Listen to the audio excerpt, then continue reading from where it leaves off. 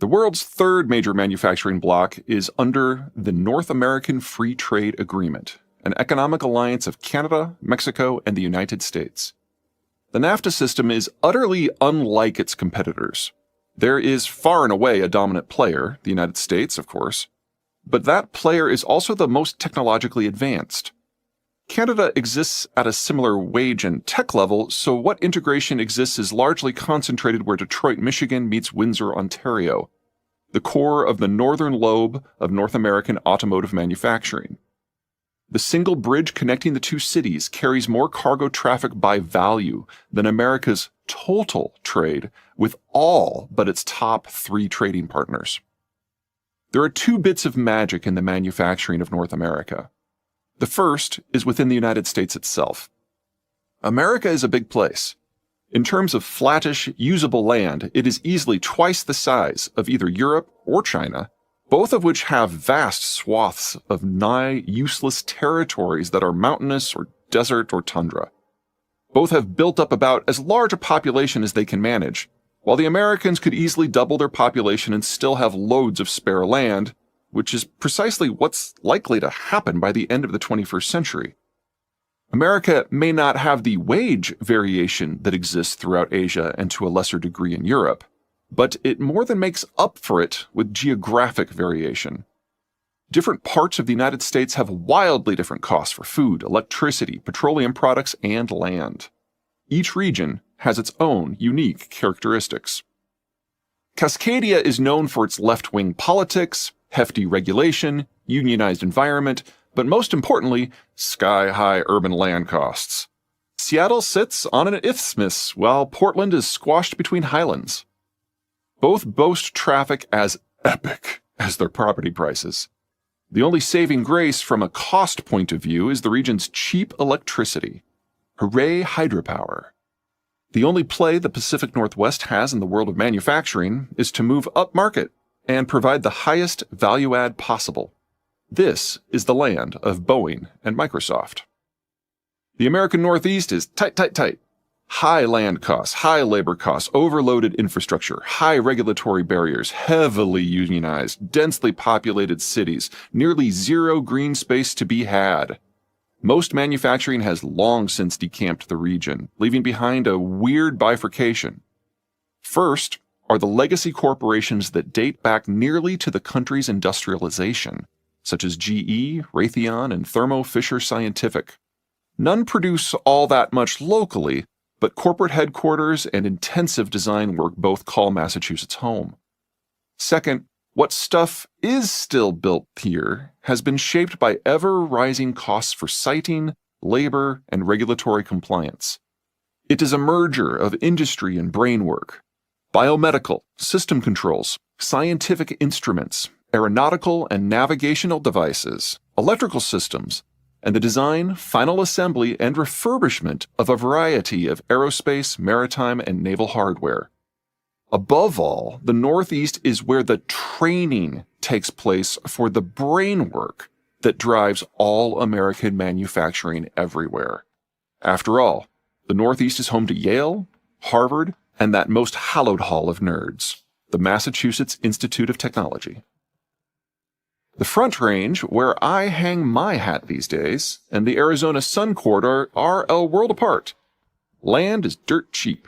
Regulations are for the bonfire. But there just aren't all that many people, and the cities are certainly not close together. The combined population of the two zones' urban corridors isn't much more than 10 million, and the drive from Colorado Springs, the southern extreme of the very extended Denver metro, to Albuquerque is a cool 4 hours. And even that only if the traffic is light, the weather is good, and the cops are asleep. Between very limited economies of scale and high in-region transport costs, standard manufacturing supply chains are almost out of the question. The solution? Tech servicing and all-in-one manufacturing hubs that don't heavily integrate with the rest of the country unless it makes sense for the product to be flown. This is the corner of America getting into high-end semiconductor fabrication of the Japanese and Taiwanese style. The Gulf Coast is Energy Alley. Petroleum and natural gas are both produced and processed there.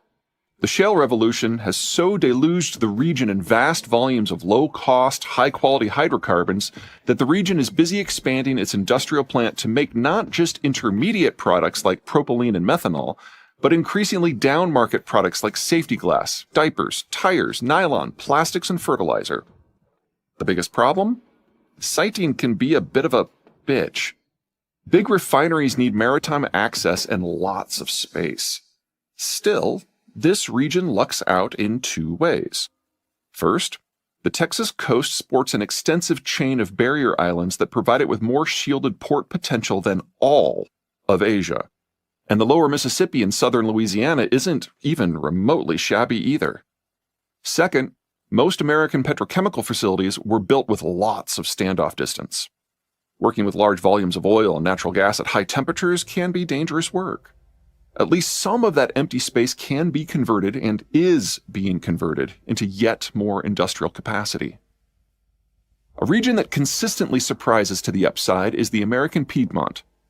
Sub-average educational system, semi-rugged terrain that both increases transport and land costs while limiting opportunities for integration and economies of scale. Limited options for river transport. Doesn't feel like the South should be very successful. But the locals more than make up for the shortcomings with oppressively felonious levels of charm.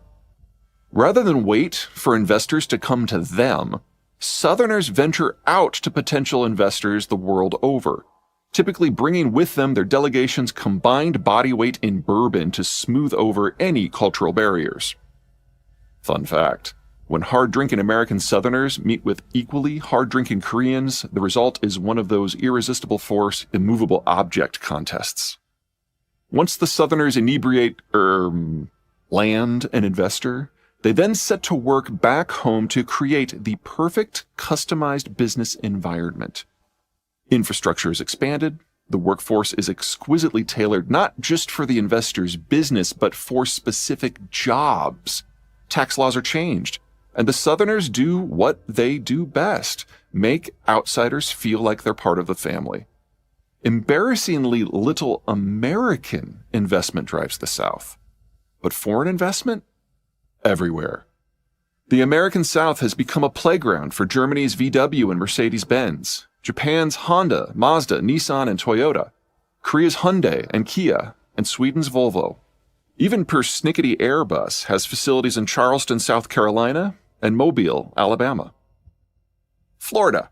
You go to Florida for the beaches, Disney World, and retirement, not to manufacture stuff. And we're walking. The Great Lakes region was once known as America's Steel Belt. A bit of canal work in the mid-1800s connected the Northeast to the Great Lakes and Greater Mississippi, making this region the greatest integrated manufacturing zone on the planet. For a time.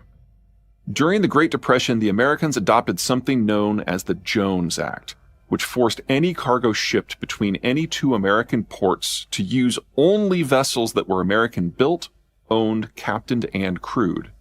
That, put conservatively, increased the cost of water transport in the United States by a factor of 5. What made this region special and successful? Withered. Add in international competition during the globalization age, and the region has since been reimagined as the Rust Belt, despite arguably having the nation's best educational system. Manufacturing still exists, of course. Illinois is home to none other than John Deere, with the bulk of the continent's large farm equipment even today manufactured in the Midwest. Detroit is no slouch, but neither is it the region's norm. Instead of mass volume, heavily integrated systems, most players are on the small side, heavy into highly technical custom work, and often supplying specialty parts to Texas. The Texas Triangle comprises the cities of Houston, Dallas-Fort Worth, Austin, and San Antonio. From a manufacturing point of view, the Triangle has it all. Cheap food, cheap power, cheap land, no income tax, minimal corporate tax, hilariously light regulations. And that won't change. Hell, the Texas legislature only meets once every other year for only 35 days, and legislators are constitutionally barred from even considering legislation for the first half of that time window. American manufacturers of all types have flocked to the region. The single biggest subsector is automotive, but that oversimplifies a dizzying variety and dynamism. Austin operationalizes Silicon Valley's ideas. Dallas-Fort Worth leverages its banking center to turn Austin's brainwork into mass manufacturing. San Antonio mixes lower cost than even the Texas average with the tech of Austin to blow out anything that can be put on an assembly line. But the real star of the Texas game is Houston. It plays with Austin in tech, and Dallas-Fort Worth in automation, and San Antonio with mass manufacture, and it is a financial capital, and it is America's energy hub, and it is in the Gulf Coast region, and it is America's biggest port by value, and it is really good at moving around big chunks of metal. The machine work the Germans are so good in, Houston comes in a solid second place globally. No wonder Houston is the country's second largest concentration for Fortune 500 headquarters. Most of America's regions would do very well flying solo, but they do not need to. Add in the country's broad-scale road and rail system for transporting intermediate products, and in many ways the American manufacturing system has more variety than even Asia, even without its northern and southern neighbors. This brings us to the second bit of magic in NAFTA manufacturing. America does have a neighbor that complements its system, Mexico. The wage differential between the American and the Mexican average is approximately 6-to-1, less than Asia's split, but bigger than Europe's. That doesn't tell the entire story, however. Mexico is a different beast compared to many of the other countries we've covered. Anti-Americanism didn't stop dictating Mexican industrial policy until the 1990s. And Mexico didn't really start playing the industrialization game until 2000, which, incidentally, is a mere heartbeat before China was admitted to the World Trade Organization. Being a late starter definitely generated some problems, but nothing has held Mexico back more than its topography. Mexico's low latitude puts it firmly in the tropics. The combination of tropical heat and tropical moisture and tropical bugs makes the tropics the most problematic climate possible for industrialization. Building materials are compromised. Concrete often sets incorrectly due to the humidity. Asphalt slides in the heat. And the population must do battle with tropical diseases. Mexicans address these issues by moving up onto the broad plateau between the Sierra Madre mountain chains, but that has generated new problems. Living at altitude means no coastal access and no navigable rivers, necessitating artificial infrastructure that must battle with the terrain at every step. Trains can only carry half their nameplate capacity when on rails that aren't as little as a 0.25% slope. And there's a lot more than a 0.25% slope on most mountains. Everything gets very expensive very quickly. Another problem of moving up mountain is that the higher one climbs, the lower the humidity and the vapor pressure of water. For those of you who live at sea level, that means water not only evaporates quickly, it actually boils at a lower temperature, specifically about 15 degrees lower in Mexico City than in Miami. These characteristics take us two places. First, Mexico does have an extreme labor cost variation of the sort that makes East Asia work so well.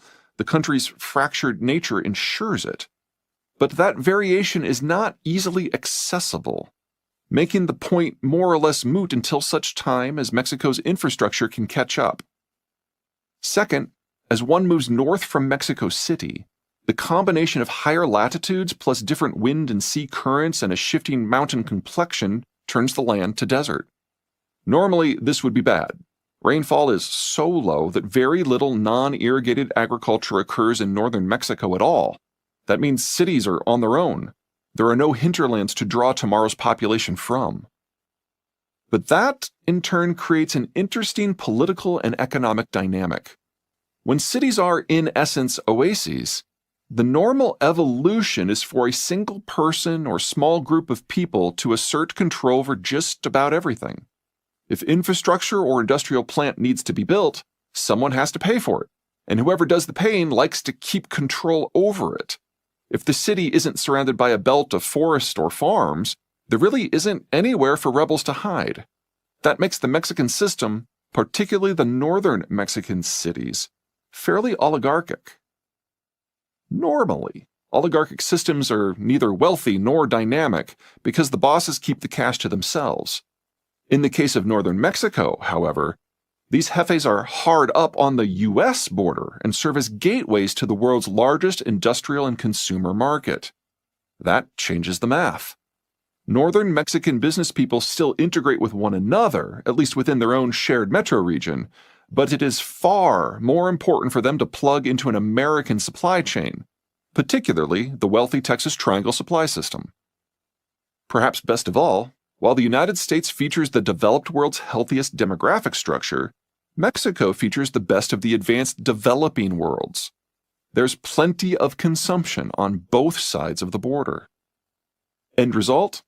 The Texas-Mexico axis boasts the technological sophistication of Japan, the wage variation of China, and the integration of Germany with its neighbors, all within the footprint of the world's largest consumption market. That is where we are now. But now is not the future.